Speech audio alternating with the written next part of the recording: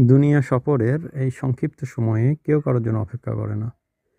তাই সম্পর্কগুলো আপনারা একটু পুনর্মূল্যায়ন করুন।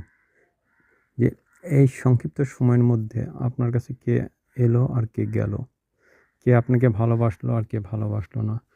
এটা মূল্যায়নটা খুবই জরুরি এবং গুরুত্বপূর্ণ। কেননা এই সময়ের মধ্যেই আপনাকে বসবাস করতে হবে। এই সময়ের মধ্যে আপনাকে আপনার আখেরের চিন্তাভাবনা করতে হবে।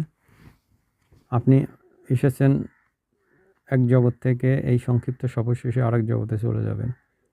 এর মধ্যে আপনার কিছু মানুষের সাথে চেনা জানা পরিচয় হবে।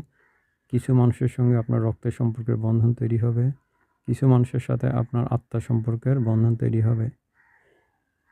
এর মধ্যে রয়েছে আপনার সন্তান, স্ত্রী, প্রতিবেশী, বাবা-মা, ভাই-বোন, আত্মীয়স্বজন, কর্মস্থলের সহযোদ্ধারা, পথে চলতে সহযাত্রী, রাস্তায় দেখা মানুষ, চেনা এবং অচেনা, গাছ, বৃক্ষ, গরু, ছাগল সব মিলেই আপনার দুনিয়া। এই সংক্ষিপ্ত সময়ের মধ্যে আপনাকে নির্ধারণ করতে হবে যে আপনার প্রিয়জনকে, আপনজনকে এবং তাদেরকে নিয়ে কোয়ালিটি টাইম বা উত্তম সময় অতিবাহিত করতে হবে, আনন্দময় জীবনযাপন করতে হবে। কারণ এই সময় গেলে আর আপনি ফিরে পাবেন না। যে দুনিয়াতে এসেছে এবং এখন পর্যন্ত যে জীবিত, সে হলো দুনিয়ার বাদশা। দুনিয়াটা তার করায়ত্তে, সমগ্র পৃথিবীটাই তার।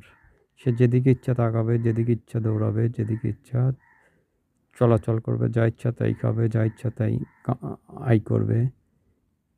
সুতরাং এই সময়ের মধ্যে তাকে শুধু বৈষয়িক ব্যাপারেই নাই, আধ্যাত্মিক এবং আত্মিক বিষয়গুলো তাকে অর্জন করতে হবে।